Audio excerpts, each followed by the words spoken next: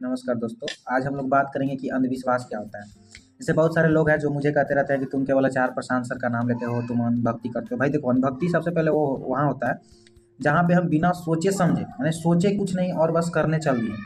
लेकिन जहाँ पे हम सोच रहे हैं, समझ रहे हैं, सवाल कर रहे हैं, ये अंधभक्ति नहीं कहलाता है। तो वो वाली बात नहीं है। अगर गीता पढ़ना आपके हिसाब से अंधभक्ति है तो मैं कहूँगा कि आप सत्य के विरोधी आदमी हो। ठीक है, अगर गीता में पढ़ रहा हूँ और लोगों के सामने खुल के बोल पा रहा हूँ सत्य को, किसी भी, मैंने आचार्य प्रशांत सर को जब से सुनना स्टार्ट किया है तब से मैं एक टाइप से विद्रोही हूँ, लेकिन सत्य के साथ हूँ। कैसे, मैं बता देता हूँ। जैसे मैं पशु क्रूरता देखता था तो मुझे पहले भी मतलब लगता था, लेकिन मैं भी उन्हीं जैसा था तो कुछ नहीं बोलता था, लेकिन अब खुल के बोल पाता हूँ। तो अगर मैं गीता पढ़ने के बाद ये कर पा रहा हूँ तो कहीं ना कहीं कुछ बात है, कुछ अलग है। मैं ये बोल पा रहा हूँ अभी आपके सामने, मेरा ये मुंह नहीं खुलता था कभी किसी के सामने। आराम से एक छोटा सा भोला भला कहीं पर बैठा हूँ और वहाँ पे खा रहा हूँ, पढ़ रहा हूँ, बस इतना ही। लेकिन अब ये नहीं है।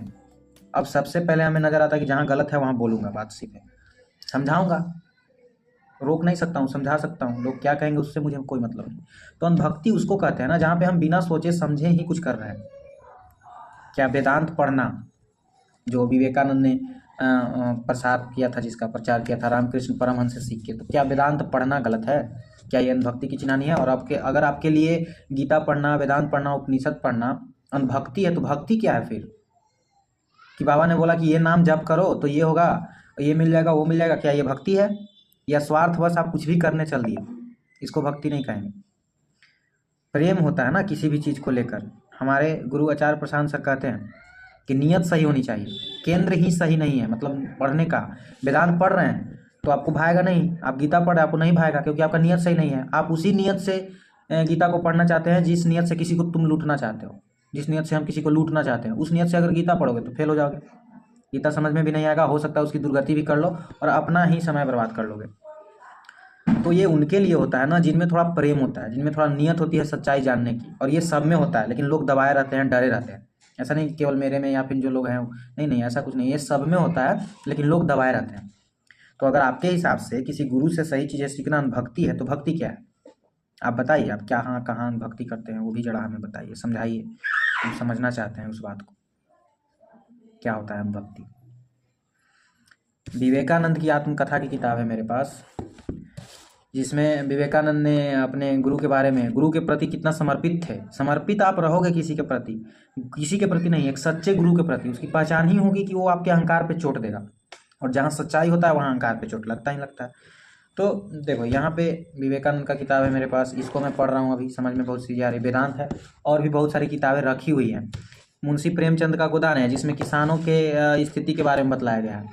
तो मुझे नहीं लगता है कि किसी और बाबा को सुनने वाले विद्यार्थी जो होंगे वो इस तरह की किताब को पढ़ते भी होंगे।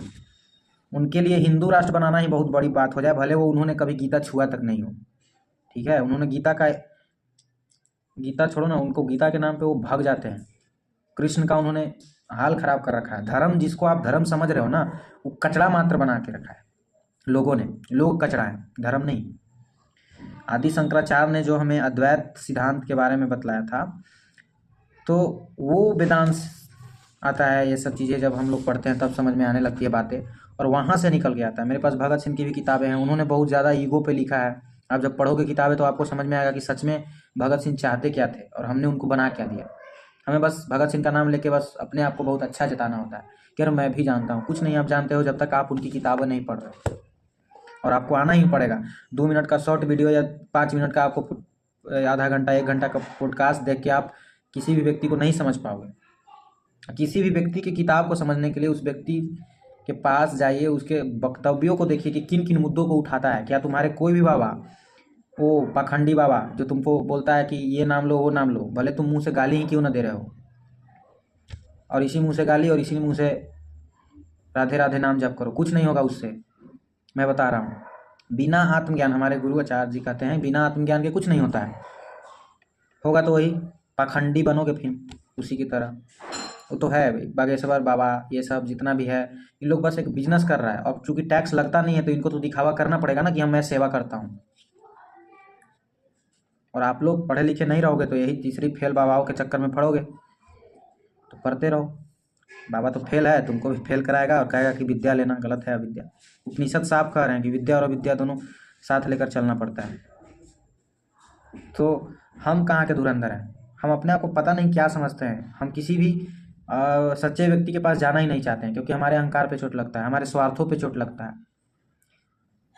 तो जो लोग बोलते हो कि अंधभक्ति है, उनसे मेरा सवाल है कि आप किसकी अंधभक्ति करते हो भाई? अंधी भक्ति। अगर एक हमारे सर बोलते हैं कि अगर आप बिना सोचे समझे किसी चीज़ को करने लग रहे हो, बिना सवाल किए, तो वो तो अंधभक्ति हुआ ही। लेकिन अगर बिना सोचे समझे किसी चीज़ को आप हटा दे रहे हो, जैसे मैं आपके सामने एक किताब लाया, आपने कहा हाँ हाँ चलो हाँ ठीक है, हाँ हाँ ठीक है पढ़ेंगे, आपने हटा दिया इसको, ये भी अंधभक्ति है। ये बहुत बड़ा अंधभक्ति यही हो गया कि आपने इस किताब को देखा, एक लाइन भी नहीं पढ़ी और बस विवेकानंद के चित्र को देखा और कहा कि हाँ बहुत अच्छी किताब है पढ़ेंगे, और फिर साइड कर दिया। ये अंधभक्ति है, इसको कह सकते हैं अंधभक्ति। और ये आप समाज से सीखते हो। कोई बाबा आ जाए, कोई बड़ा अथॉरिटी आ जाए, अरे प्रभु प्रभु जय हो करने लगते हैं तुरंत, बिना मतलब के। पता नहीं है कुछ उसके बारे में। उसका मूंछ दाढ़ी सब छील छाल दो, कपड़ा जो पहना है उजरा पीला उसको हटा के देखो, एकदम साधारण व्यक्ति तुम्हारे जैसा है। और वो जो फिर बोले कि बोलो राधे राधे, बोलो बागेश्वराय नमः, फिर तुमको खुद उस पर गुस्सा आएगा, क्या बक रहा है। तो जो भी बाबा लोग आपको बढ़िया लग रहे हैं ना, उनकी थोड़ा सा जांच पड़ताल किया कीजिए। जांच पड़ताल तभी कर पाइएगा जब आपके पास नॉलेज रहेगा। आप खुद अनपढ़ गवार रहिएगा, आपको कुछ समझ में नहीं आएगा, कुछ भी बोल देगा। वो कहेगा हिंदू राष्ट्र बनाओ, भले उन्होंने कभी वो हिंदू खुद नहीं है जो हिंदू राष्ट्र बनाने के लिए कह रहा है। चमत्कार के नाम पे हिंदू राष्ट्र बनाएगा? गीता का अध्ययन उसने कभी किया है? अध्ययन भी किया होगा तो गलती सलती मतलब निकाल के बैठ गया। वही धर्म बचाओ धर्म बचाओ। धर्म का मतलब ही होता है कि जानो समझो। और जिन भी विद्यार्थी को लगता है कि सब धर्म में अलग अलग बात है, कुछ नहीं, रास्ते अलग हैं, जाना वही है। और सब धर्मों में से एक नाम मैं बता रहा हूँ, विनोबा भावे के बारे में पढ़िएगा। आचार्य विनोबा भावे, इन्होंने सभी ग्रंथों को पढ़ा और उसके बाद इन्होंने एक ही बात बोला था कि शास्त्र वही है जो आपको आज़ादी दे, जो आपको मुक्ति की ओर ले जाए, बंधनों से मुक्त करे। आप परेशान हैं, दुख में हैं, वासना से ग्रसित हो जाते हैं, बहुत सारी चीज़ें होती है, तो उससे अगर आप परेशान हैं तो वहाँ से आपको निकलने के लिए इन शास्त्रों का जो शास्त्र आपके लिए उपयोगी है मुक्ति की ओर जाने में, वही शास्त्र कहलाता है। बाकी जिस भी शास्त्र में पशु क्रूरता और जो भी चीज़ें हैं वो अगर शामिल हैं तो वो कहीं से भी शास्त्र कहलाने लायक नहीं है। जिस शास्त्र में सबको अलग अलग डिवाइड कर दिया है, स्त्री अलग पुरुष अलग, स्त्री के लिए ये विधान, पुरुष के लिए ये विधान, पशु के लिए ये विधान, क्षुद्र ये वो, ये सब बेकार, मनुस्मृति खत्म। कुछ बातें उसमें है सही, लेकिन बाकी सब बेकार है। विभेद नहीं होना चाहिए। तो ये बात था और ये लोगों तक पहुंचाइए। बहुत लोग बोलते हैं कि अरे तुम्हें तो गुलाम बना रहा है। भाई पता करो पहले गुलामी क्या चीज़ होती है। गुरु से सीखना और गुरु के बातों को अपने जीवन में उतारना, इसको गुलामी नहीं कहते हैं, इसको जिज्ञासा कहते हैं, गुरु के ज्ञान के प्रति। ठीक है, आप किससे सीखिएगा? किसी ना किसी से तो सीख ही रहे हैं। समाज से सीखिएगा तो लात खाइएगा। समाज तो लात ही खिलाता है, वो तो सिखाएगा ही वही जिसमें तुम गुलाम बने रहो। और एक सच्चा गुरु तुमको कभी भी गुलाम बनना नहीं सिखाता है, कहीं से भी तुमको गुलाम बनना वो नहीं सिखाएगा, अगर सच्चा होगा तो। नहीं तो झूठे के तो उसका तो लगा ही रहता है, भीड़ इकट्ठा करो किसी तरह और क्या करेगा, तुम्हारे धन इस पे और जब मैस करेगा, निकल लेगा तो उनको हिंदू राष्ट्र का नाम चटाकर। तो अनुभक्ति के बारे में समझिए। और अगर आप विस्तार से जानना चाहते हैं कि अनुभक्ति क्या होती है ना, तो आप जाइए यूट्यूब पे सर्च कीजिए अनुभक्ति और भाई आचार्य प्रशांत, मैंने उनके द्वारा ही समझा जा सकता है। बिल्कुल स्पष्ट तरीके से वो आपको समझाएंगे। धन्यवाद।